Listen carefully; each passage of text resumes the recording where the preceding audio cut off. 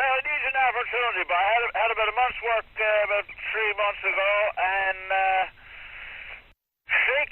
But I don't say I was sick maybe a week and a half, 2 weeks out of all of it. Now, I'll tell you, all there for a giver. I said, giver, I'm gonna work, I said. That's what I said to the boys all the time. Look out. Welcome. And as usual, it wouldn't be start to an episode of Unit Radio if I didn't accidentally close the tab that I'm playing the music from. Great. As usual, this is Unit Radio, and I am your unit, Brad Stevens. Thank you, of course, for tuning in again for another Thursday night episode here from 8 to 10. And actually, I was sitting in the side office there listening earlier, so okay, I guess thank you, of course, to Shadow Master for an awesome show. I got to check out the very last tune again that was featured. So make sure, of course, anybody who is a Unit Radio listener, make sure you tune in a little early.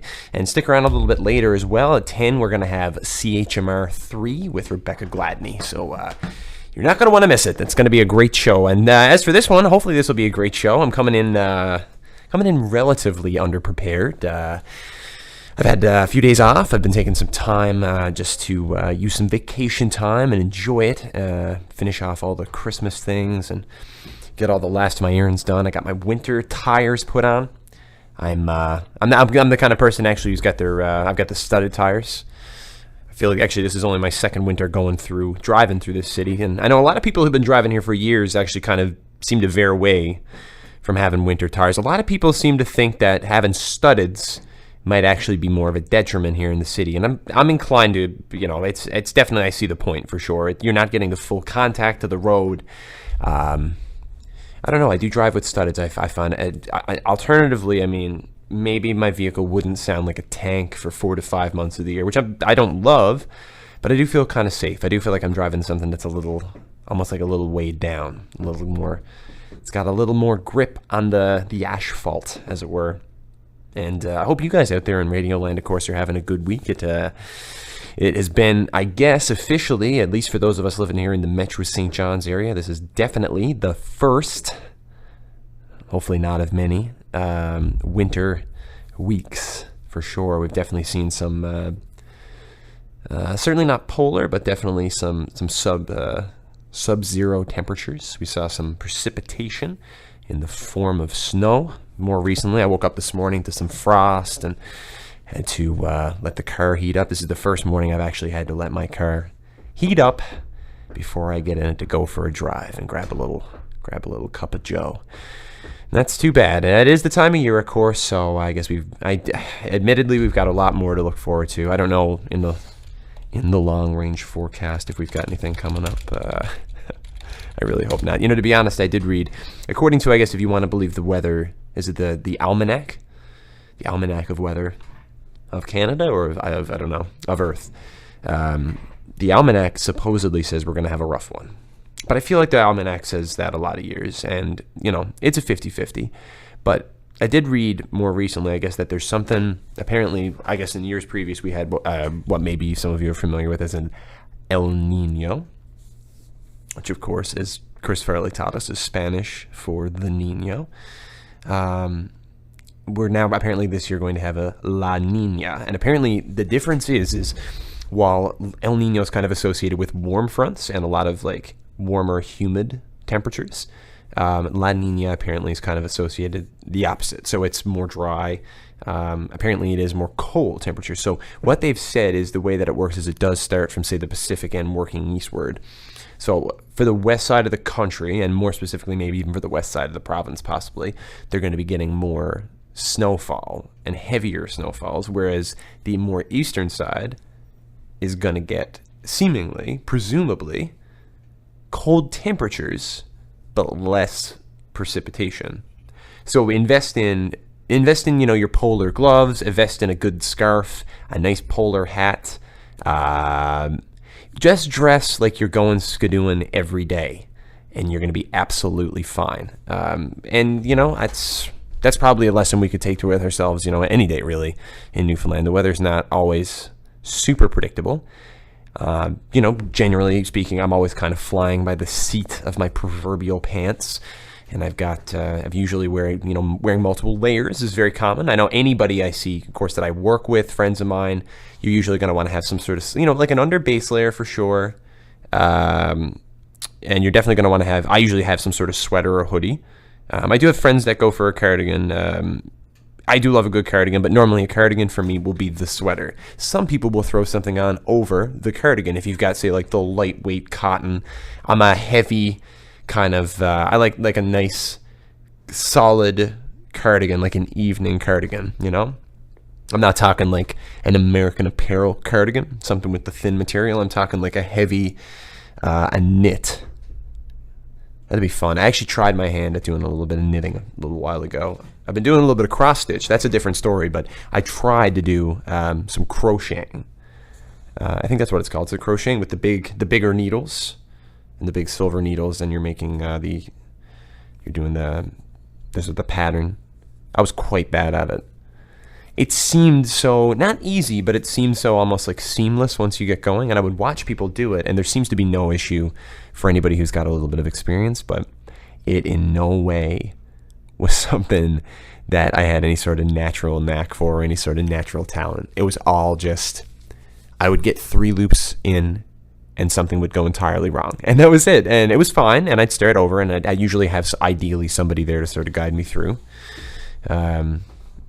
Maybe over Christmas, when I do a little bit of Christmas visiting, spend some time with my family.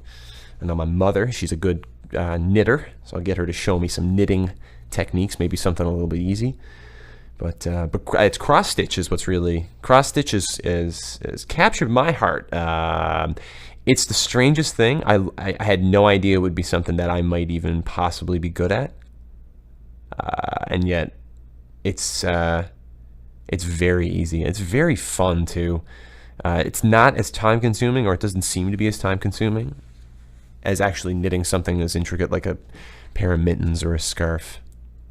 That's not to say that I had ever crocheted a pair of mittens or a scarf. I did what I would probably describe, once I tied it off, which for those of you who don't know what that means, myself included, I think it's the end. So it's where you actually finish off and you do some sort of secondary loop that sort of creates a makeshift knot in your masterpiece.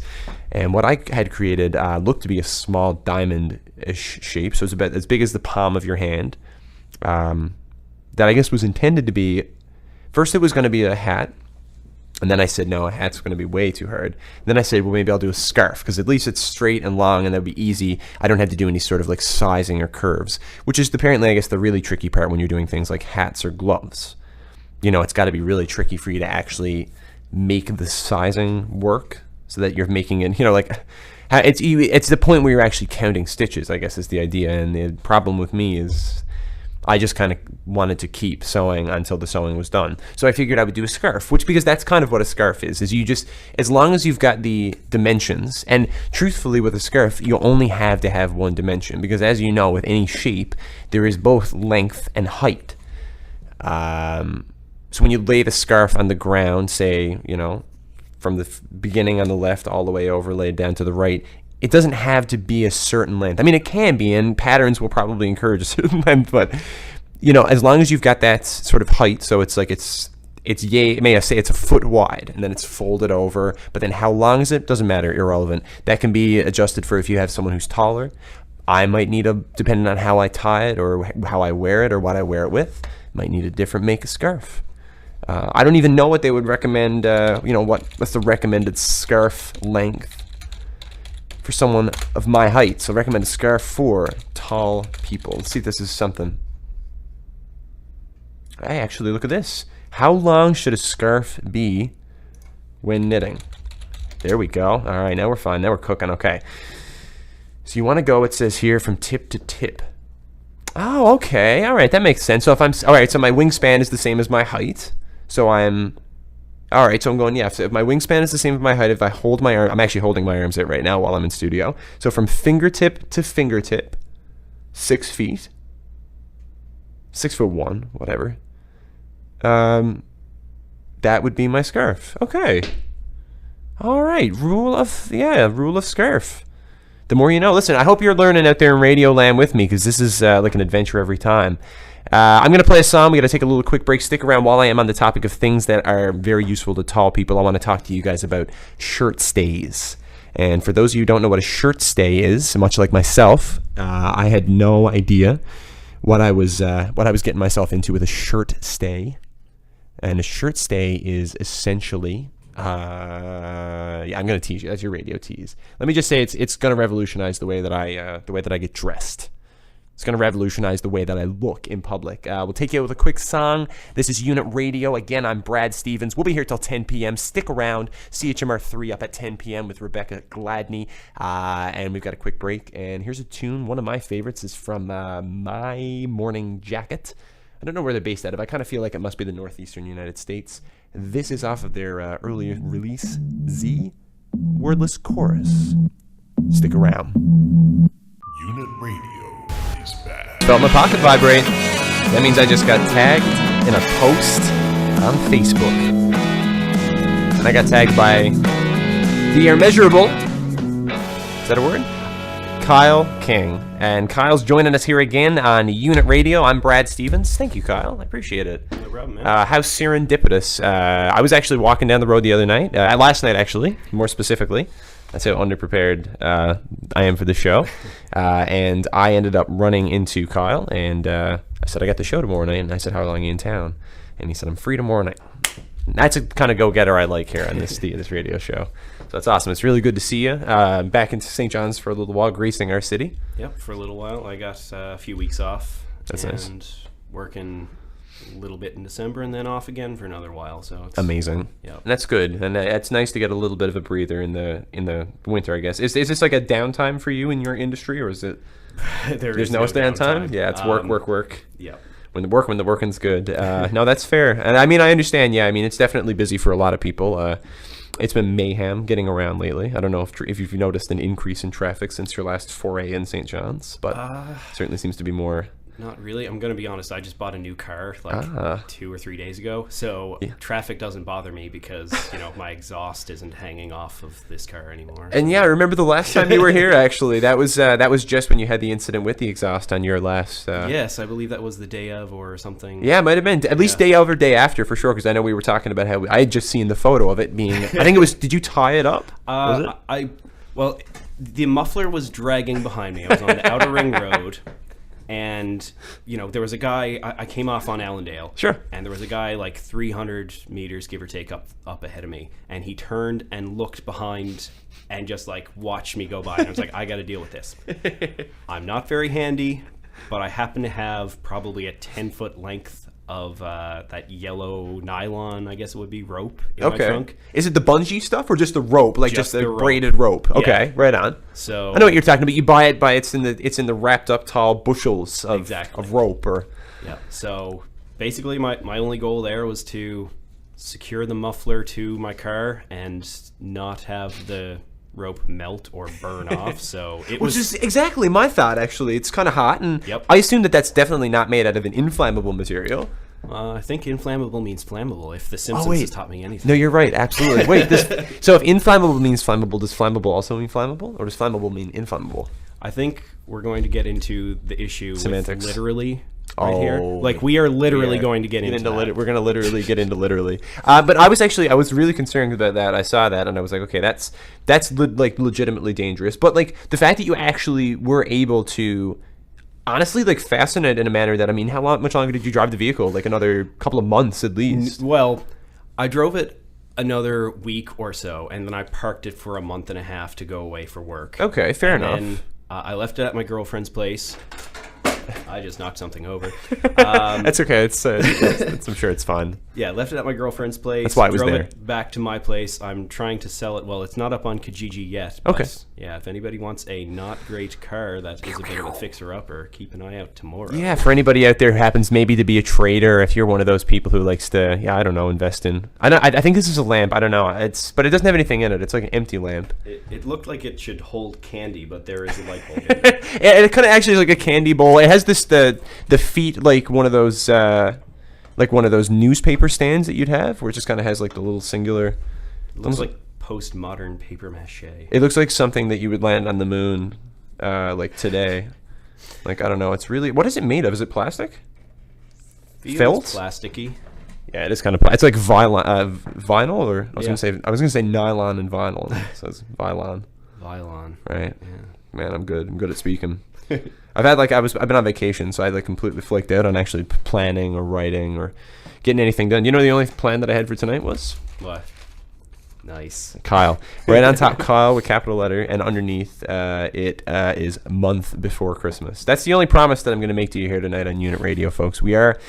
It is the day before December, and I do want to emphasize before. Now, for those of you out there, and I know I maybe do have a couple of Christmassy people listening in the audience, so this goes out to both Jess and Kathy. I know you guys are Christmas fans, and Christmas is a wonderful, a magical time of year, but it is the day before December, so on Unit Radio, on this radio show, we won't be featuring any Christmas music this week, but we will feature some Christmas music maybe next week. And as we get into the season, and maybe I'll find some Christmas music, some kitschy Christmas music by some of my favorites, like Under the Darkness has a pretty good one. Oh, really? Yeah. The Darkness has a great Christmas song, I know. If I'm not mistaken, I think the Strokes might have a good Christmas song as well. I would put it on for you, but I've already, That's fair. we don't make rules to break them. Not on Unit Radio. That's not how I get down. This is the law-abiding FM station, as everybody knows. Very much so, and definitely the law-abiding 2 hours in the time slot here, where I might show up 5 minutes late, but I'll make up for it because I'm going to be extra entertaining. And speaking of Christmas, of course, as well, I guess I know my Christmas plans are probably going to be just to mostly try and just work and enjoy as much downtime as that they will allow me to have. How about yourself? Well, I'm going back up to Labrador on, I think, December 17th for about 10, 11 days. Cool. Then I get back in town, and the plan, tentative right now, is myself and the girlfriend are going to go out to Grand Falls, hang out with Aiden and his wife for a day. Now, if I'm not mistaken, have they settled in? They purchased a house, yeah. Fantastic. Yeah. That's so nice. Yeah. That's a lot of fun, man. So you get to have this is a very adult Christmas, I guess. It's like a friend of mine on Facebook yesterday posted this thing of like, post something awesome that you've done recently. And Sure. I was like, in my mind, I was like, well, I bought a house. I also bought a car. And I was like, yeah, I got a new phone, going to be living with the girlfriends. And I was like, man, I'm an adult now. Mm-hmm. What's going on? I know. And this is what happened to me too. I didn't feel very old, and I started the job that I'm at now. And all of a sudden, everybody around me was talking about the house that they were buying, and that's when I realized. And I was like, I don't want to buy a house. Personally, I don't want to buy a house. I don't know why. That's insane. That's an insane thing because I'm paying somebody else's mortgage, and this has been communicated to me by everybody who owns a house. Yep. And I still don't want to own. I'm still not convinced. I don't know. The thing with owning is there are risks because Definitely, but if anything goes wrong, you have to fix it up. Sure. Right? But the upside to it is there's a much bigger upside to owning, and I in no way could even come close to trying to argue with or contest that, because everybody who does own a piece of property, you're the smart one for owning a piece of property. Don't get me wrong. I don't know what it is. I think it's the idea that I remember saying to somebody once, one of my biggest fears about owning a house is I always used to say, what if I buy a house here, but then I decide I don't want to stay here? And that was always my big wall that I had up. But I feel like buying a house anchors me to the place that I am. And then someone said, but you can sell your house, dummy. That was it. That was my whole wall I had up for years about it. And that's why I had myself walled off. I'm 22. I'm not going to buy a house. Yep. 23, same thing all the way through. And then 27, all of a sudden it's oh, 3 of my friends have houses. Oh, now it's 9. Now it's all of them. That's cool, though. Congratulations. I'm actually very jealous because I should own a piece of property. And it feels like the right thing to do. Well, the thing is, this is a very strange situation because my work had to buy a bunch of houses near the building, right? In Labrador. Absolutely, to supply you with lodging or whatever. No, because of noise complaints. Because we're a heavy industrial building in a light industrial area. Okay, all right. So there are 10 industrial fans exhausting air at an apartment building, AKA the largest racket on Earth. Okay, great. Yeah. And then there's a bunch of houses behind the building as well. And so they just had to buy a ton of houses. And I believe the way it worked out was it's like 5% down payment for a person or 45% down payment for a corporation. Okay. So they were like, who wants a house? And they just started buying employees' houses. Okay, all right, great. Well, you're going to come work for us as part of your employment. We're going to give you a piece of land. Yeah, basically. You are a man. This is your land and your property, and there's going to be a house. So these, I'm assuming, like, were these houses that were already existing? They had to, like, sort of buy out the houses? Yes. Okay, yeah, man, that's an investment, though. But obviously it's, like, a worthwhile investment because, I mean, they need to have people there. And they need to not have people complaining about the fans. Yeah, that's the main thing. That's a big part of it, yeah. So I can't say too much about it, but they basically said that if I don't want to keep the house at some point in the near future, I will be able to sell it back to them. Sure. Like, not for a profit or anything. No, but you're not going to be, yeah, exactly. This is not suddenly, like, transferred to you. Like, yeah. That's, like, honestly, that's not that uncommon. And when you look at a lot of, say, like, projects, like, especially when you look at the area, like, I'm thinking about I believe it's in Quebec.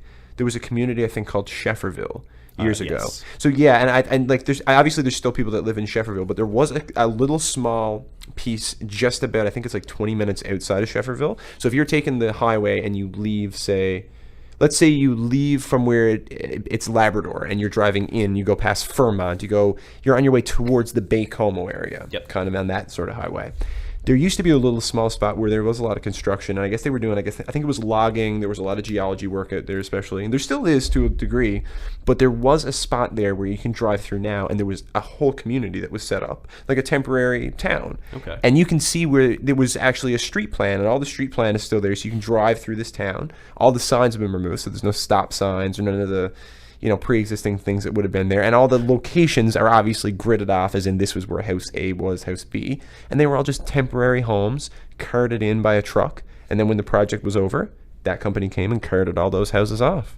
And I've driven through it, and it is the most surreal thing. So it's like, it's not even like a town has been wiped off the face of the earth, because it's like someone built the roadmap for a town. So it's like what Galway kind of looks like right now. No construction, not even the scent that anybody was even there. But yeah, civilization in the middle. It sounds really weird. And the thing is, I've probably driven through there as well, like as a kid or like even a young teenager, and just like was bored or playing Pokemon or something. I mean, that's like, I think, if I'm not mistaken, that drive is like an 8-hour drive, I'm pretty sure, or something. Oh, it's worse than getting waterboarded. Yo, absolutely. It 100% is. And not only that, I don't know, like, when I remember doing it years ago, and there were a lot of sections of it, like the Labrador Highway, that weren't paved. Yes. Okay, same thing now? Yes. Oh, gosh. Well, okay. The Labrador Highway from, I believe, Lab City all the way to Goose Bay is paved now. Exactly. And it did get done, the last 5 years or so? Is that? My first work term, when was that? 2008, they were starting on the Lab City side. Wow, okay, so almost 10 years ago now. Yeah. Yeah, because I knew there were sections of it that were paved, but I mean, up until I probably met you in about 2006, I remember asking, because I remembered crossing it as a kid, and it was treacherous. Like, my dad lost a truck. Like, they drove a truck, and they were crossing. They were bringing a truck from Lab City to Goose Bay, and they got to Churchill Falls. And they stopped, and then they just kind of kept going because they figured, well, we'll just get there. Like, we'll get there a little bit late, but it'll be fine. And they got stuck in sand, and then it just started sinking. And I mean, they got out. It wasn't sinking fast or anything, but they got out, and they were just there. And it was like 1993. Like, they didn't have a phone. They didn't have anything with them. Like, it was before when they had the mandatory, say, like, I think there was emergency satellite phones or something up there now, or maybe not mandatory, but Well, there's been a couple iterations back. Call it 12, 13 years ago, maybe. There was a satellite phone every 100 kilometers on the Trans-Labrador Highway, which is great when it's, minus 60 and blowing a gale. And you want to stand out. So is it like an actual phone, say like a pay phone attached to a... I believe so. I never, like, it was on the news. Sure. I never saw it. We're gonna move that, yeah. Yeah, I never actually saw it, but it was on the news, and it was like this big, the government at the time was like super proud of it. And I remember, like, being 15, 16, 17 maybe, and just thinking, like, that's 100 kilometers. Like, even no matter what way you slice it, if you get broke down, you're a maximum of 50 kilometers away from the nearest satellite phone on the TLH. And I'm like, look, if this is actually what I'm looking at right here, it's literally just it looks like it's a solar panel with a big pole extending into the ground, so say about 10 feet in the air. And it looks just like a phone on a pole. Yeah. It looks like a drive-through. Like, That was kind of what I was wondering, if it was one of those sort of situations where you're intended to sort of, you could drive up with your car and you could kind of like, you didn't have to get out of the car. But if that's actually what it is, that's awful. I mean, you can see here, obviously. Yeah, it looks like it must have been, I guess, obviously you say you've got, say, Wabush and Lab City are over here. So you said it was every 100 kilometers all the way between these? I believe that's what they said. Wow. That's that's expensive. I mean, I can't even imagine, I'm just thinking of the conditions, like especially the weather conditions for, say, 8 months of the year and on that highway. Yep. It's treacherous. Like, I never did it. I did it in the summer months when it was, at best, just a rocky, pothole-filled road. Well, when I moved from Lab City in 2006, we had 3 vehicles. I was driving one. Sure. The new Billy Talent album came out like a couple days earlier, so I had that on blast. And on a good day, from Lab City to Goose Bay is like 5.5, 6 hours. Okay, yeah, that makes sense. But it had been raining a lot the past few days. So everything is completely just, say, sandy and gross. It took us like 9 hours. See, that's a treacherous one. Like, I mean, what is it now to cross from here to Port aux Basques? It's probably 9, I guess, is it? I couldn't tell you off the top of my head. You've never done it? You never done that drive? I went, where did I go? I guess we went to Gross Morn a few years ago, and that was the better part of 8 hours. Okay. Because I've done Gross Morn, but I mean, it depends really on what time of year you're going. Like, oh, that was summer, so. Yeah, and I mean, that's kind of it. Like, I mean, sometimes in the summer, depending on where you are, like, I know I don't know about you, but anytime I've driven through Terra Nova Park, oh yeah, always get stuck. Like, I know it's a 90 kilometer, I think, so I don't think it's the full 100 kilometer an hour speed limit, if I'm not mistaken. I think in parts it's actually like 70. Yeah, I think that's usually where any of the turnoffs, like Newman Sound is like the big campground, so it definitely slows down there. And there's a lot of turnoffs because, I mean, you can go to the small communities like Eastport and like every time I've gone through, I end up getting behind somebody, no matter where you are, like Veteran Memorial. It's like somebody just doing a mandatory 60 kilometers an hour no matter what, which is a super amount of fun. It's like literally my favorite. What more could you want? I mean, you could get stuck behind a caravan of transport trucks. That's true. Finally, it's like, I got a good stretch here now, nothing coming. I can get around this guy, and there's 3 more ahead of him. Perfect. Honestly, I'm still too hesitant to pass people. I know that sounds a little ridiculous. I've been driving now like around here, especially for like a year, but I don't take the highway that often. And even when I do, the dotted line passing when it's just a 2-lane highway, I still don't feel comfortable. I hate it. I don't know. I get that. It's fine. I know it's like a normal thing to do. I know we talked about traffic etiquette here the last time I was on, and I trust myself. I don't trust other drivers in Newfoundland in general. I don't care what part of the province I'm in. Honestly, up in Lab City there a while ago, I was making a left-hand turn at a traffic light. Yeah. Somebody else like coming towards me was making a right-hand turn, and there were 2 lanes. So we both went into our respective lanes. And the missus who was in the other car was like staring at me, thought I was going to kill her. Well, of course, I mean, there's been multiple times, honestly, that like maybe to her defense, like she probably trusts you as much as you trust her, which is, but you know what? To her defense, probably not a bad idea. Yeah. You had to feel that way. Honestly, I completely get it, but I know, if you were in pretty much any other province, nobody would even bat an eye. There's no question. I know. And that's the kind of unfortunate thing for me. It looks like I'm the type of person where I'm always trying to like let people go, which I know sometimes is a terrible thing. Like sometimes that ends up contributing, and I've gotten better. I don't let people go when it's like a awful, terrible time to let people go. That's the worst, you know. And then you're holding up traffic, and they're hesitant because they don't want to go because they know it's wrong. Yeah. Like it's like they're looking at you like, dude, just you go, just you keep going, and like don't stop this flow of traffic for me. Like this is not worthwhile. I have to take a very, very quick break because I do have to do a quick PSA. That's the like 1 hourly requirement that I have here. But stick around. It's me and Kyle King here on Unit Radio. By me, I mean Brad Stevens. We're here until 10 p.m. at the very least. Take care. See you in a moment. Unit Radio is back. That one originally from Burt Bacharach, later covered by Isaac Hayes, and I know my favorite iteration was probably off the Isaac Hayes and Dionne Warwick live at NBC record. Here it is, Unit Radio. That was the White Stripes with I Just Don't Know What to Do With Myself off of Elephant from 2003. Here still with Kyle King. Thank you, of course, for sticking around. No Kyle, of course, is his 2nd appearance right now. He's the record-holding number of appearances here on Unit Radio. And, of course, make sure you're sticking around. We're going to be here until 10 p.m. Coming up after that, we do have CHMR 3 with Rebecca Gladney. She's going to be taking a trip, as usual, across Canada, showing off some of our great talent. across this fine nation of ours. And certainly it'll probably start, as per usual, maybe here in Canada or in Newfoundland. We'll work our way west. Maybe she'll start in BC and work her way a little farther east. It's kind of a cool show. It's sort of a train idea where you're taking a trip across the country. I like that. Very cool. And we were talking about Christmas a little earlier there. Of course, I did make the promise that I won't play any Christmas music. You did share a Christmas artist that I need to check out, though. Yeah, so Bela Fleck and the Flecktones, they're... I guess you'd call them progressive. They're like... Am I spelling that right? No. Nope, that's wrong. B-E-L-A. B-E-L-A. And then another word, Fleck. Bela Fleck. Yeah. Okay. I think there's... I was going for like Bell Affleck. I think there's like an accent on the E. I can't remember, which way it leans. Oh, don't worry. I know how to make that on the keyboard. Oh, me like too. Hold Alt. What is it, like Alt 134 or whatever? 139 came to mind, but we're in the ballpark. Yeah, there's only one way to know for sure. We gotta sell this. Alt 139. Boom. That is the I with 2 dots. Umlaut. Umlaut. Is that what that's called? An umlaut? The 2 dots is an umlaut, yes. Yeah, I recently started reading an article about all these. It's the names of symbols that you don't know. So there's the one that's underneath C's in Spanish. Yes, and Francais, it's under the C as well. Absolutely. And I know there's the one as well, I believe. There's an upside down exclamation point as well.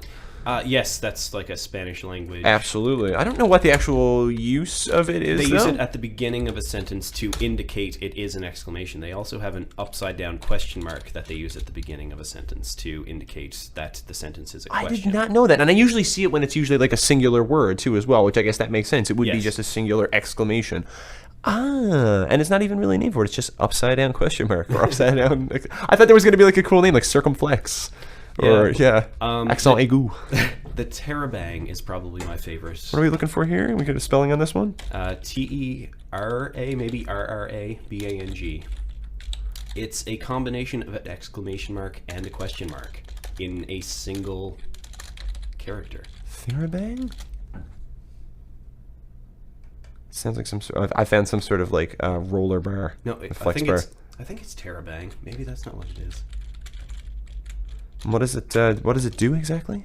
You know how like somebody will say something like, hey Bradley, I just bought a house and it's not in the city that I live in. You'd be like, what are you doing, Kyle? And they would probably have an exclamation mark and a question mark. Exactly. You don't need 2 characters for that now. I didn't know. Oh, exclamation mark followed by. I do that all the time. That's sort of. I use it as sort of the. It's the exasperated. What do you mean? Yeah. Exactly. Okay. From Phasis. All right. Followed by question mark. I didn't actually know that was a thing. You're kind of blowing my mind here. Interrobang. Interrobang. Okay. Interrobang. The interrobang, most also known as the interrobang. Often represented by, question, exclamation, or exclamation question is a non-standard punctuation mark. Kyle. I know. You just shared something really special here in Unit Radio. We learned about the Terabang. I'm going to use that in the next Facebook or Instagram update. And, of course, for anybody out there in Radioland who loves social media like myself, make sure you check us out on Instagram as well, at Unit Radio. I'll be sure to feature some cool punctuation, non-standard punctuations like the Interrobang and maybe some of its friends, ampersand, maybe the Comey, a numero sign. There's also the Pilcrow, the tilde. Oh, can't forget about the tilde. Quick one. It's commonly referred to as a hashtag symbol now. Do you know the technical name for what used to be called the pound sign? It used to be called, because I used to, that's colloquially we refer to it as the pound, but it used to be called the... Wow, you've got me stumped. I keep wanting to say ampersand, but I know it's not the ampersand. Nope. It's the, I give up, Kyle. What is it? It is called an octothorpe. An octothorpe? Octothorpe. Okay, all right, I get it. Okay, sure, why not? I don't know how I learned these things. They have no use other than to be like, here's a thing you didn't know, and great. You will never have any reason to use it. Oh, no, that's okay. Like, while you were talking initially there, I got stuck here, and I was actually making a mental note for me later after the show to go back to Wikipedia and find the general typography page, because apparently it has a really cool list of all these. Did you know what an obolus is? It's the thing that you divide with. Really? Look at that, obolus. Or if you're going to have it plural, oboluses or oboli. So if you have more than one oboli, imagine you and I are both doing division. We've got our oboli. I've got an obulus, I've got an obolus, and it apparently is a Greek word for a sharpened stick. I was going to say, it kind of looks like obelisk, but not quite. It's the same root of that word. Yeah. I mean, it makes sense. Like it's got that's maybe the obelisk sort of idea right there, but then what does the... More or less, yeah. What does that sort of represent? It's just the division. It's just, I was called division to me. Yeah. Like, literally, to me, that symbol is like something on top of, like, one number on top of another number. Which Yeah, my mind blowing, man. Yeah. And the uncommon typography here as well. I know you've got, I don't know if you can see this here. Yep. We've got, let's see what we've got. Hedera, or the fluoron. I've never seen that thing before. Yeah, where do you use this? Looks like a heart growing from a vine. I feel like I'm reading a Dan Brown novel. Yeah, really, though. It kind of does look like something out of maybe like Dark Tower or something like that. And then, yeah. Stephen King. Now, this one, the pointing, there's one that looks like, it actually looks like, maybe this is the introduction of the emoji here. This is a special character, but this is the pointing finger. And it's a punctuation mark called a manacle, which means little hand, or a fist. And this is actually the bishop's fist, or the mutton fist. It's actually literally... Wait, mutton fist? The mutton that fist. That is amazing. So this is the mutton fist, is the actual, if you use the emoji where it's just a hand pointing to the right. That's the mutton fist. I didn't know that.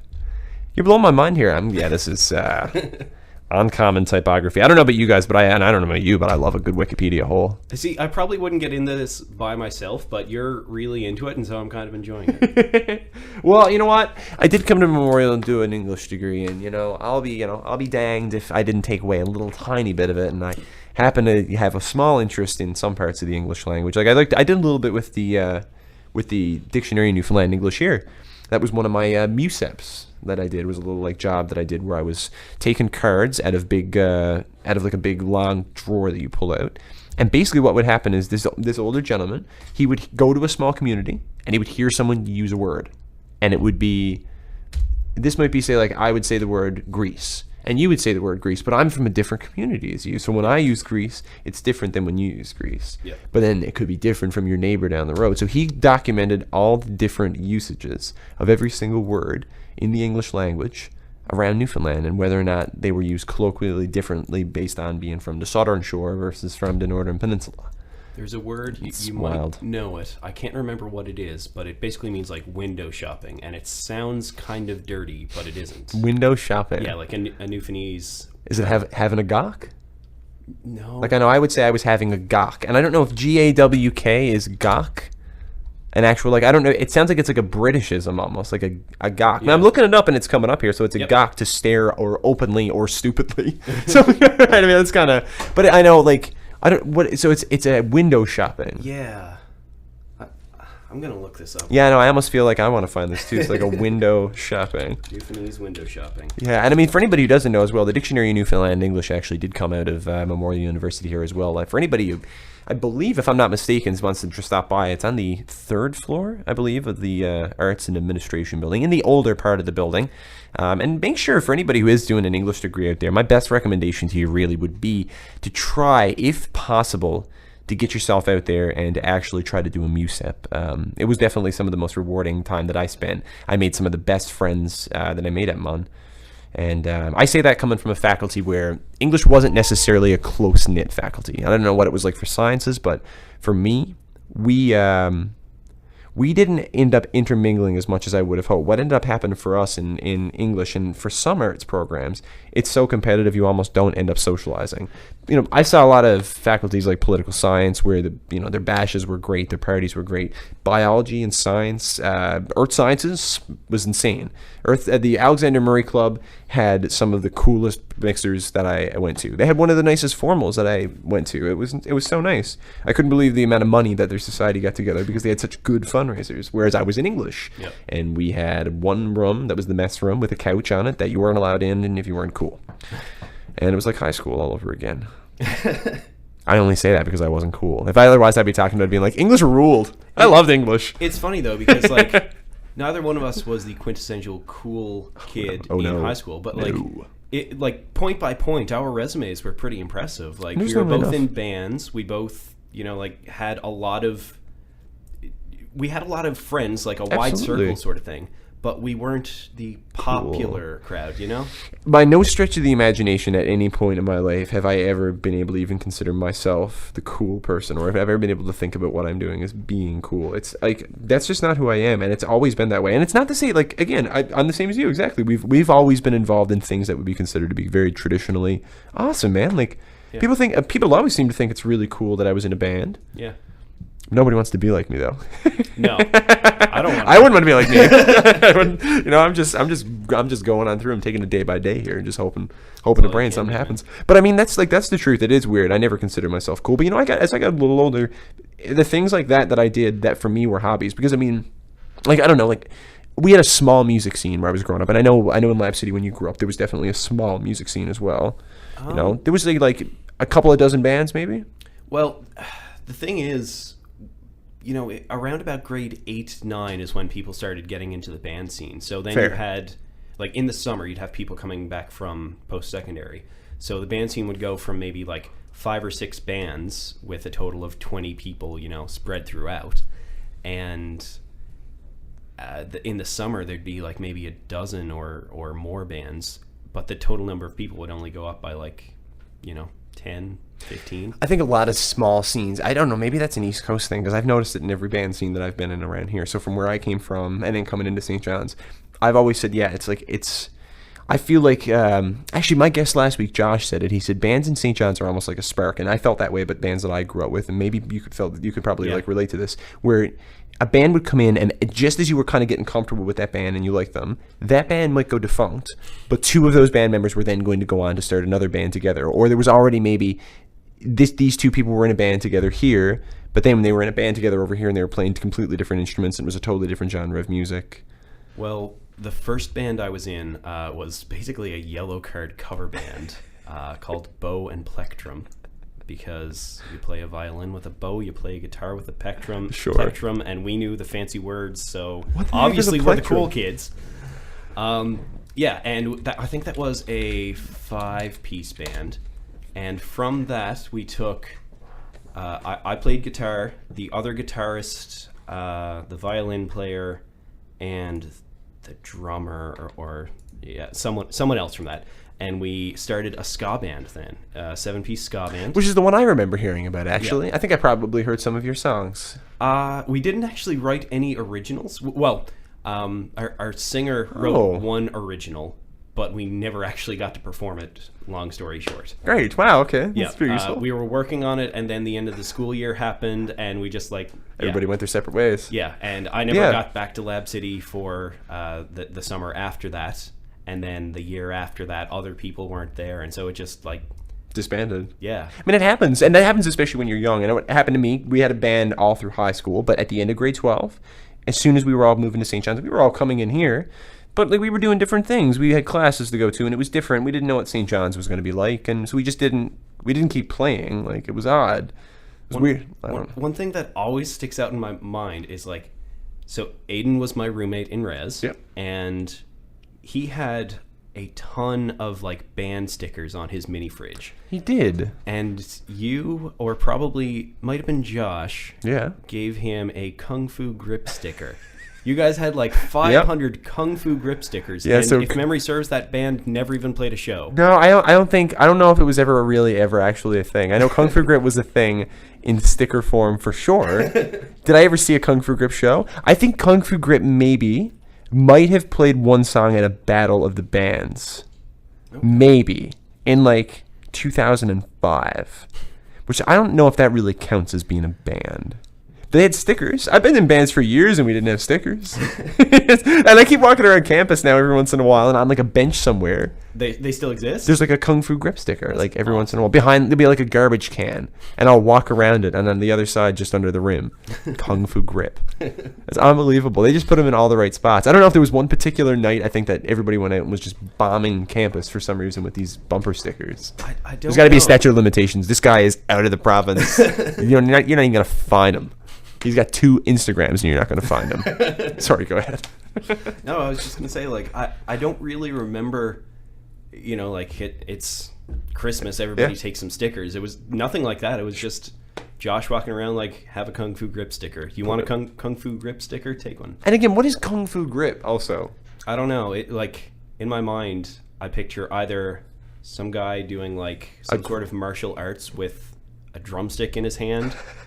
Or maybe a chopstick. Okay, at least you're keeping it you're actually keeping some sort of useful. I'm for me, I was is it a move? I don't think it can be a move. No, I'm like kind of imagining. The only thing I can think is like a grip. Is I was like, do you remember? Did you ever see what was it? Kill Bill. Yes. And there's the 5-point touch of death or whatever. That's the only thing I could think, like almost in the same vein as like a Vulcan grip, where you like would grip them and something would happen. But like, what is a kung fu grip? And you even went further than I did. He's clutching a drumstick. That's wicked, because that's way better than I even went. Because I was like, well, what does it look like? Like, what are they gripping you? Do they grab your arm?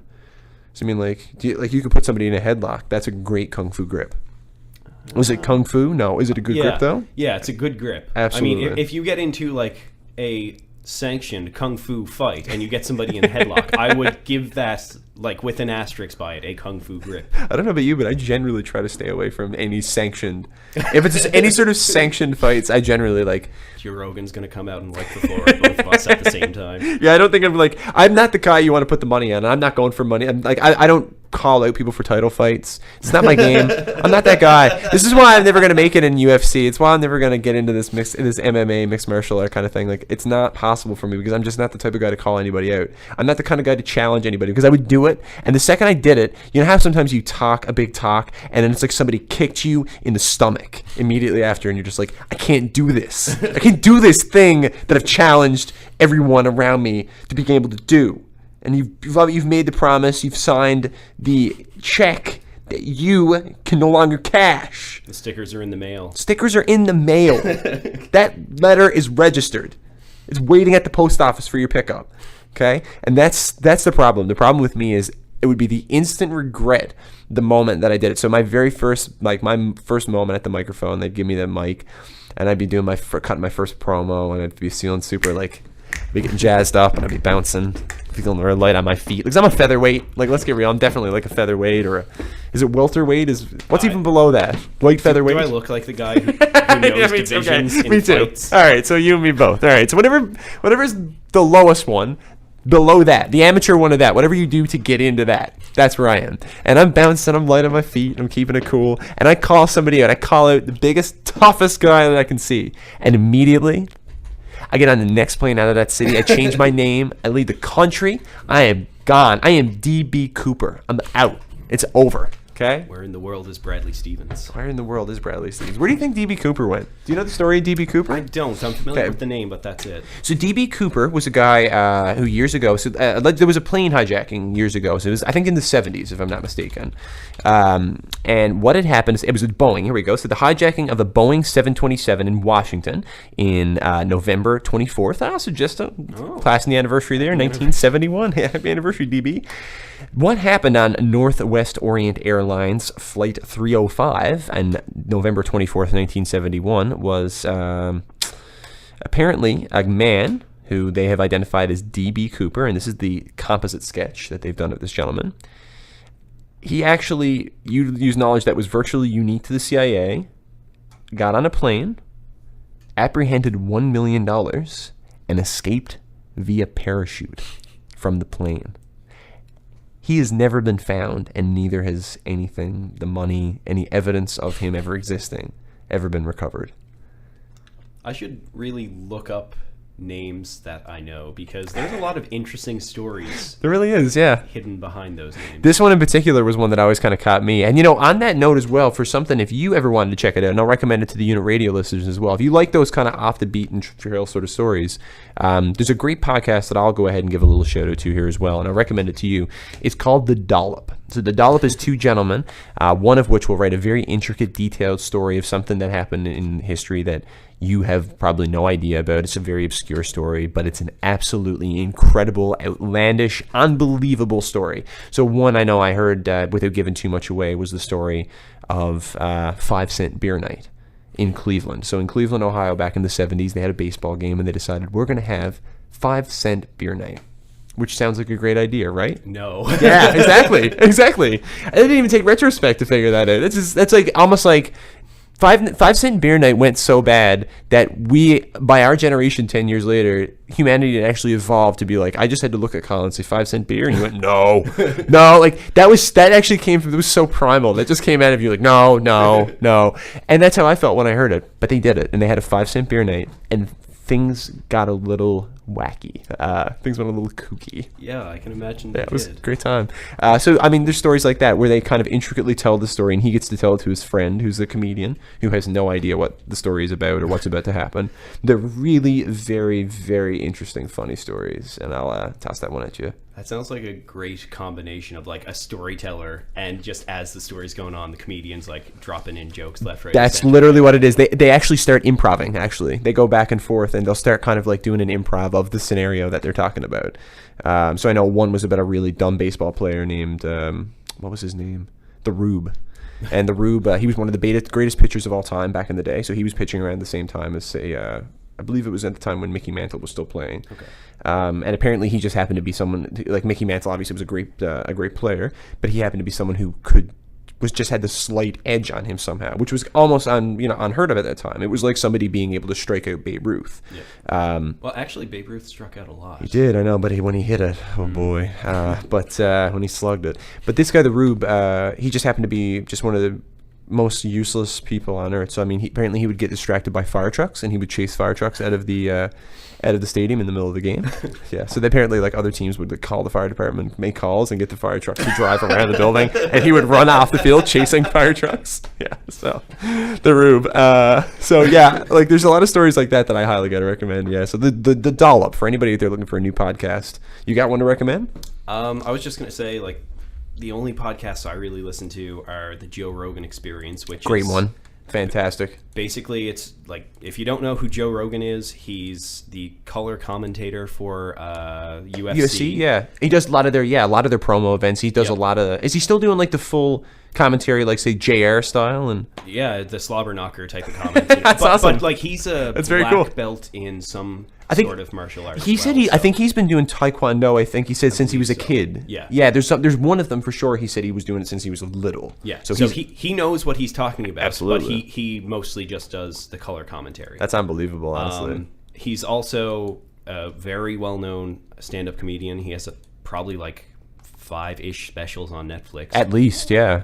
Atop from being a huge, reality star for almost the better part of a decade, I guess. Fear Factor was how I first heard of Joe Rogan, and then like out of nowhere, like 5-6 years ago, I was like, hey, the Fear Factor guy is hosting UFC. I had no idea that he was like known for anything besides Fear Factor. No, exactly. And that happened to a lot of people that we grew up watching, say, in like the 90s and 2000s, that were actors on TV shows that I had no idea got their careers out of doing stuff like stand-up. Like the Tim Allen character from Home Improvement, that was a stand-up character that he did on stage, where he would talk about being on stage and being a man and and the grunts. That all came from a stand-up act. Really?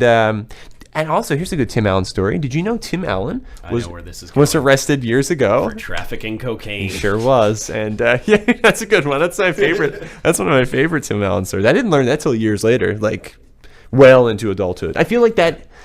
Nowadays, a story like that, I feel like, would prevent somebody like him from even having a career in the industry, you know? Like, but watching, I don't know, I read the entire story, and I guess, if I'm not mistaken, maybe I got a detail wrong here, but did he kind of made a plea? I believe he flipped on some higher ups. That's what I heard. He was the rat. So, you know what they say, snitches get sitcoms. Yeah, apparently so, for like 11 years. Yeah. And also, the Beach Boys come on your sitcom. He must have had the best security team in the world. That's what I was going to say. Like, to even live, to exist beyond that point where you flipped on more than one higher drug dealer. Yes. That's ridiculous. I know the fact that I remember reading that story and thinking, I can't believe you were able to just go about your life. Like, you were able to just walk the streets and probably live your life and be who you were. Yeah. But I guess everybody, involved probably went to jail for I know. a long time, I guess. As I get older, I'm learning, like, references in old TV shows I'm picking up on now. Like, okay. I know I mentioned The Simpsons earlier, but... Well, I mean... I'm going to hate on you for mentioning The Simpsons. Yeah, so there was an episode probably 20-odd years ago now where they did maybe a 15-second bit about Home Improvement, and, Tim Allen's on, like, a John Deere mower, and he ends up backing up over Mr. Wilson, and he goes, "Oh, I killed Mr. Wilson. Looks like it's back to jail for me." And Which at the time... Yeah, I was like, but his character was never in jail, and now it's like, I get it. I see what you were doing. This is it, man. The sordid past. Like, that kind of stuff, especially, like, I didn't realize that he was actually, like, he was a legitimate, not just, I thought initially, I was like, oh, okay, he had been arrested years ago, but let go. No. He was like... He was basically about to go to prison, probably for the better part of his life. I think he did a little bit of time, like whether it was a year or two,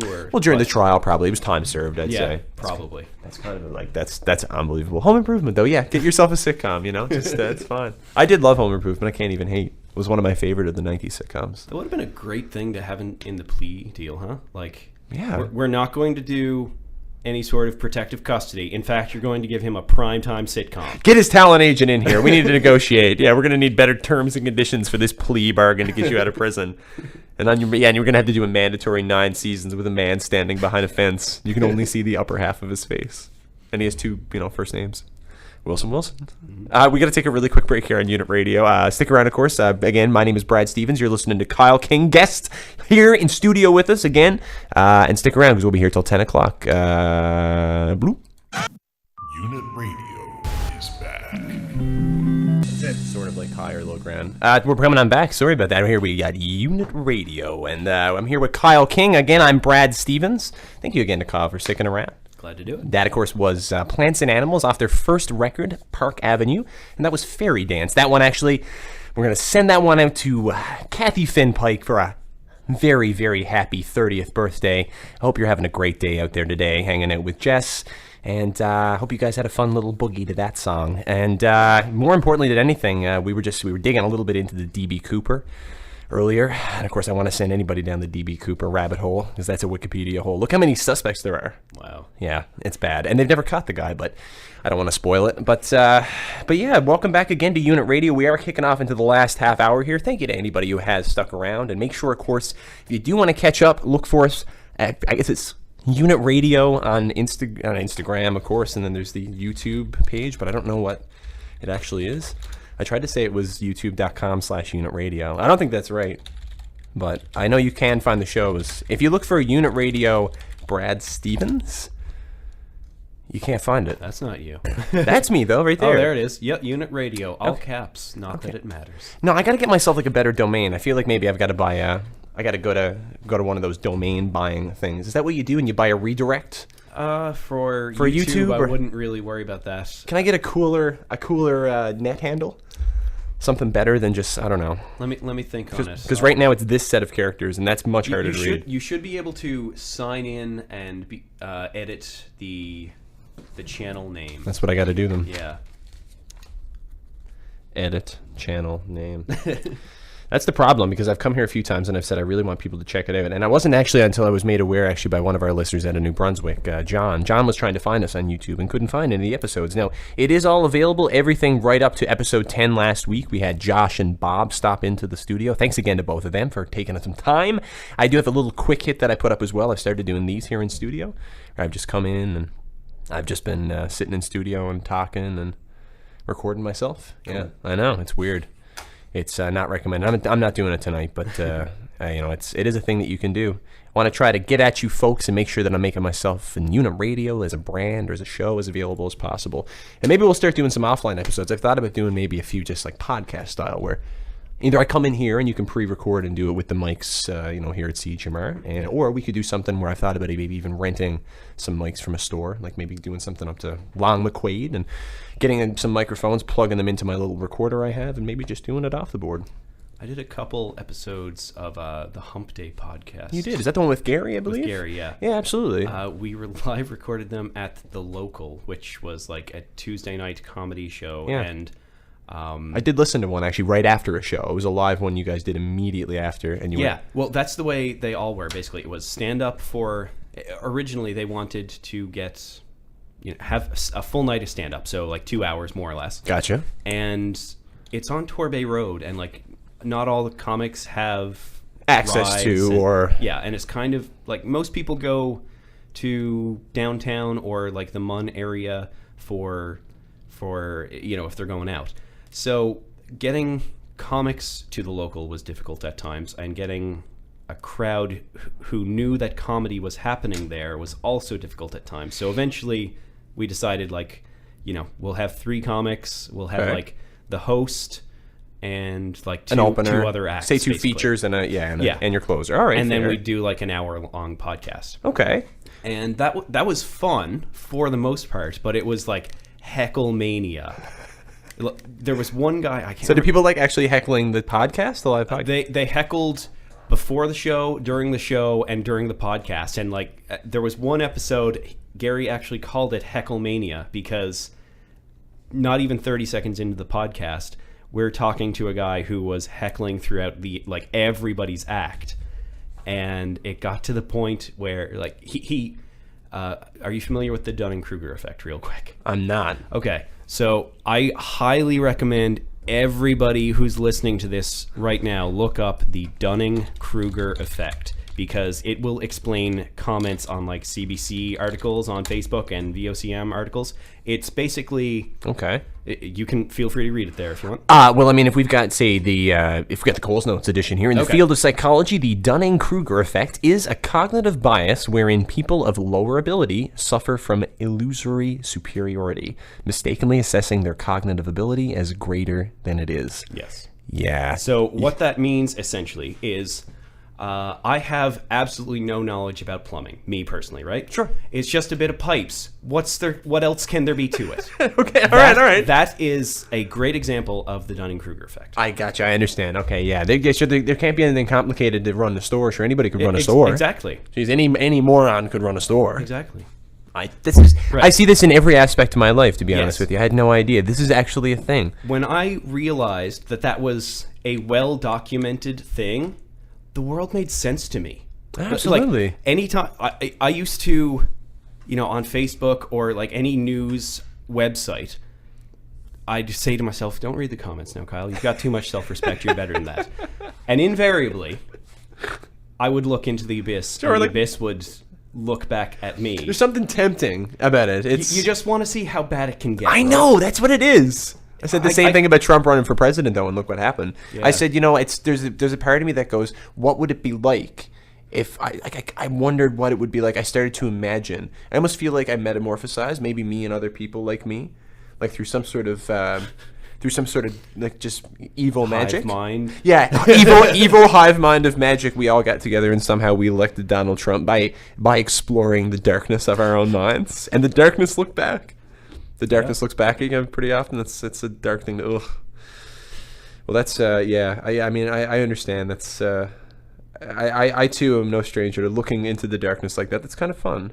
It can be, but when nuclear war is at stake, maybe a bit less fun. It's a little bleak, Yeah. to say the least. So with Trump, the thing that gets me is he tries to take the moral high ground. Oh, sure. And like he trips over his own shirt sort of thing and falls into the deepest, darkest valley of the moral landscape. No, sure, absolutely. Like, it's what he Kim was Jo- born to do. Yeah, like Kim Jong-un said something about Trump's hair or his hands or something like that.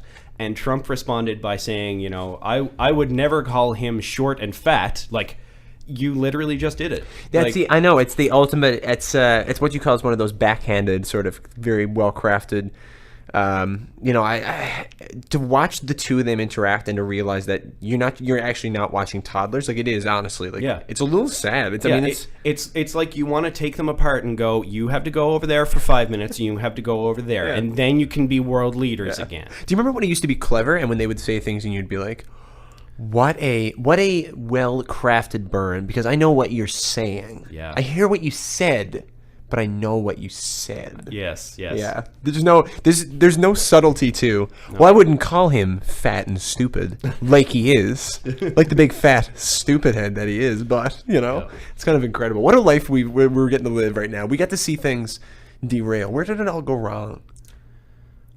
I watched this documentary on Netflix a little while ago. I can't remember the guys' names, but do you know who wrote Caligula? No, but I'm familiar with the story. Okay, yeah. So the author of that, and he's a very liberal guy. This was like in the 70s. Sure. The story in particular. I believe he was a gay man, and he had like his complete opposite, like his counterpoint sort of thing. Okay. And one of the 3 major news stations in the U.S. that back at that time was like probably like the big networks or whatever. Yeah, I guess. like ABC, NBC, CBS. Yeah, one of those 3, the one that was like far back in like a distant third to the other 2. Gotcha. Okay. They decided, rather than doing this sort of presidential primary week-long thing, they're going to have a very staunch conservative and a very staunch liberal debate each other for each night for a week. And it got very, very gritty. Yeah, I can imagine. Yeah, there was one line that the conservative, basically the liberal guy baited him into saying, he kept calling him a crypto-Nazi. A crypto-Nazi? Crypto-Nazi. It's basically like somebody who is a Nazi but tries to hide Be it. secret about it? Or secret? Yeah. So the conservative guy responded... You are secret Hitler. Yes. Oh my God, I need to play that game. Me too, bud. Me too. But yeah, the conservative guy basically said, stop calling me a crypto-Nazi, and used like a homophobic slur, and then said, or I'll sock you so hard that you'll stay plastered. And like that was the way they ended the show, and that was like a stain on this guy's life. Was this like what week or what night of the week? Was this like Tuesday? This was like prime time, maybe like Wednesday or Thursday. Like they still had at least one more night to go ahead. God. And from that, they like network television realized that having people shout at each other brings in viewers. Of course it does. And thus began the 24-hour news cycle. And thus began things like MSNBC and Fox News. You're not wrong.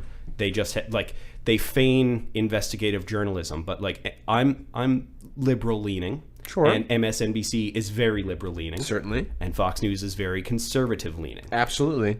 I would argue the people that might be someone who solely watches Fox might be someone who may not even subscribe to any of the other platforms that are available, any of the other media platforms, because it is a particular fake news, right? Absolutely. Yeah. But you're right, and to the polar opposite of that certainly would be MSNBC, in my opinion. I would agree, definitely. Yeah. I believe I'll look it up, but I believe that documentary was called like Best of Enemies or Best. That sounds really good, actually. That sounds very interesting. Yeah. It's been a while since I've seen something good. The last documentary I sat down and watched now was the Jim and Andy documentary. Andy. So this one actually just came out on Netflix as well. Are you familiar with the film? What was the name? Did you find the? Yes, it is Best of Enemies, and it featured William F. Buckley, who is the conservative, and Gore Vidal is the author of Caligula. Gotcha. The Best of Enemies. Interesting. I was not familiar. It's 2015. Fascinating.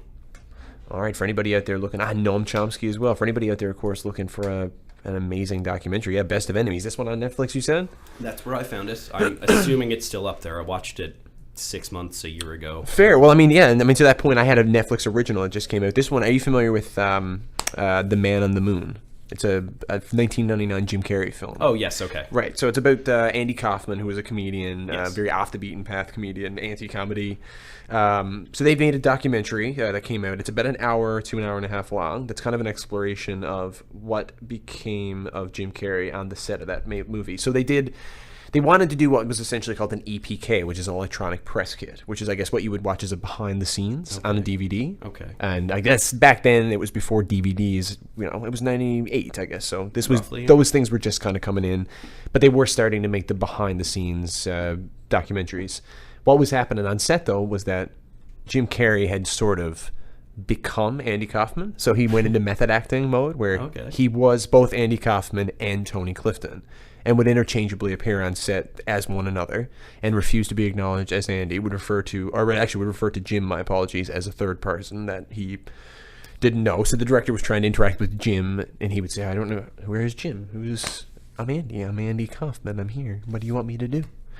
And it was apparently a nightmare. So this documentary kind of outlines, like, it seems like he would have been one of the most impossible actors ever to work with, and yet it kind of made like a really sort of weirdly brilliant movie. Yeah. He created real life on stage and on set tensions with people that he was supposed to have tensions with in the film. Yeah.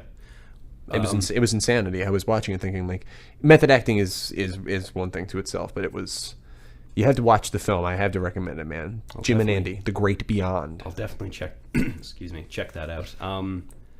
what you were saying kind of reminded me of, you're familiar with Stanley Kubrick. I am, absolutely. So maybe you've heard his legacy of doing the same shot 150 times. Absolutely. And Perfection. Absolute perfection. And it wasn't just that he wanted the perfect delivery. It, like, you look at Eyes Wide Shut, which I believe was his last movie. I think so, yeah, around 98 or 98 or 99, I believe, yeah. Yeah. So that movie is paced very slowly. Very slow. About a 3.5 hour slog. Yeah. Of a film. But it's a good movie, but I wouldn't call it like entertaining in the typical sense. Yeah, it's a film. Yeah, it takes you along for an interesting ride, but you're never at any point like, oh my god, this movie is amazing. You're just kind of like, what is going on here? You know? Yeah, it's that movie. I spent a lot of time, like a lot of Kubrick films, waiting for everything to become unlocked. I think Hollywood kind of trained me to look for like, oh, it's all going to make sense in a second. Yeah. Kubrick didn't do that. No, it really didn't. I mean, at the end, he just kind of pulled the rug out and was like, yeah, this is all that was going on. Don't worry about it. And he's going to tell her about it, and then the end. Yeah. There you go. She's going to say something weird about it. You're going to feel weird. Movie's going to end. Here's Chris Isaac. The way that, like that movie, they did hundreds of shots of like an early scene where it's what's his name, Mission Impossible guy, Tom Cruise and Nicole Kidman, I guess, were the two leads. Yeah. Yes. Just going through a divorce during the filming, I guess, or just after the filming. I thought it was like shortly. Yeah, it might have been. I have to wondered if the tension. Well, Kubrick was such a perfectionist that he would borderline drive the actors insane. Absolutely. And to his own benefit. Yes, to the film's benefit. Absolutely. But you look at The Shining as well. What was her name? Shelley Duvall? Shelley Duvall, yeah. And of course, Jack Nicholson. Of course, thank you. Jeez. So they're like, me there. Like, give me the bat, that whole thing, right? Give me the bat. Yeah. Give me the bat. I just want to bat. Like, that whole thing. There have been more or less reports from people who worked on that film saying that she was borderline manic by the time they did that scene because Stanley Kubrick had been systematically abusing her for months during filming. I actually heard about that. Like, I know he's notorious actually to work with anyway, but I did hear that in particular, that she actually felt that she had like a minor nervous breakdown apparently. It wasn't even minor. She pretty much just gave up acting after that. It ruined her life. Her life in general? It took a massive chunk out of what she was capable to do going forward. It probably gave her PTSD, honestly. I believe that 100%, though. Like, honestly, you would get it from that on a set. If you were told to do the same thing over and over, and it's your job, and you have to do it, and you have to do this 100 times until this insatiable director is... Yeah, the director is, like, screaming at you, like, get it right, get it right, Absolutely. Get it right. And you have to do it 100 times. And then you get it right, and then you start the next scene. And it's time to start over. And yeah. And that's day one. Let's come back again tomorrow. Let's do it all again. We're going to need another take of that. The lighting was odd. We didn't get the right lighting, so we're going to start a little earlier tomorrow. We see you tomorrow. No big deal. It's all good. Nothing personal. It's purely business. Did you ever hear the stories of what he would do to Jack Nicholson on set? I didn't. He would actually, apparently, this is again legend. The stories are that he would pick up the phone and call Jack Nicholson at around like 3 or 4 in the morning. So they would film, say like they get up at like 5 and they'd start film all the way through the day. Basically film right until sundown, and then they would call it a night. And he would call them hours before he was about to wake up and wake them up and ask them a philosophical question. And in the middle of Jack Nicholson's answer, he would just hang up. So he'd ask him, like, what do you think comes after death? And Jack Nicholson would start thinking about it, well, like, some religions believe, and it would just be click. He would just hear click and a dial tone. And that was it. And he would just do it just to, like you said, just to mess with him, just to get something out of him, to evoke some sort of reaction where we're isolated, and I'm making a film about you losing your mind in isolation and you being taken by a spirit or what have you, where your son is going to be whatever he has, the shining or the gift or... There's a video, you can find it on YouTube. I have no idea what you would search, but it's in between takes for a scene in the Shining where Jack Nicholson like has the axe and he is in character, like deep into the craziness that is that character late in the movie, and he almost like kills a guy who's like just trying to get, you know, makeup on somebody else or adjusting a prop. I can't remember, but the guy is not in the scene. He is working on production on site, and Jack Nicholson like almost hits him with an axe while he's, you know, trying to stay in character. If I'm not mistaken, I know the one you're talking about. Yeah, he almost, and it's him kind of in the corner of a room, and he's just sort of just like flailing his arms. He looks like he might be screaming. Like, yeah, he's obviously doing some sort of entirely bizarre method acting that I don't even understand. But yeah, that was probably, I can't imagine Kubrick was the most fun to work with, but I do love his movies. Yeah, his movies are great. Glad to be on the receiving end. Yeah, it's. But at what cost? It's one of those things like. We broke a human. We probably really legitimately broke a human. We got to take a really quick break. I do have a PSA I got to read, and we'll come back here to polish off the show here. Again, Kyle King is here in studio with us, and my name is Brad Stevens here for Unit Radio. Stick around for a little bit more. Unit Radio is back. I hope that should fade and bring us in there. I'm not sure what that was, but that sounded kind of cool. It kind of showed up in the middle of the playlist there when I was going to come in and play a song, but I was going to allow it, actually. Yeah, I like that. Kind of had a little bit of a funky groove. But again, the original OG funkiest groove is back here. We have Unit Radio. And again, I'm Brad Stevens, your original unit. And we're here again with our guest unit here, Kyle King. Again, thanks for coming and joining me in studio here. Yeah, of course. And I had to do that little brief, of course, the radio obligatory things. I do like to thank CHMR, of course, for letting me come in and do this foolish, silly thing that I do every week. And sadly, we are getting towards the end of the show, which is too bad. I do have to ask, of course, Kyle, do you have anything coming up for Christmas that you were hoping to get yourself? Are you gonna treat yourself Santa style, or are you gonna let Santa do it for you? Honestly, I'm one of those guys who's like, don't get me anything, save your money, you know, and put it into your RRSP and retire soundly. You know, I like that. I don't need anything. I don't have room in my house to store more things. You know, just. Sure. Save your money. No, that's a good way to live. Yeah. I mean that's a good moral to live with too. I mean, you really can't go wrong there. You're kind of, I mean, hey, you're happy with what you have, right? Is that what it means? More or less. I mean, you want for nothing. I'm not a super materialistic person. You know, like if I've got a guitar and a phone and a high-speed internet connection, that's pretty much all I need. You know. You're a modern simple man, is what I'd say. Yeah, yes. Like. I'm not happy with a hammer in my tools and some good pine. No, I would not make it in post-industrial or pre-industrialized era. It's okay. I don't feel like I would either. I feel like actually I was born in the only time that I could have been born in civilization. I feel like if I was born at any other time beyond or even before now, I would have been a goner for sure. I don't think I'd have made it in the trying to hunt for myself. What's that character's name in Game of Thrones? He's at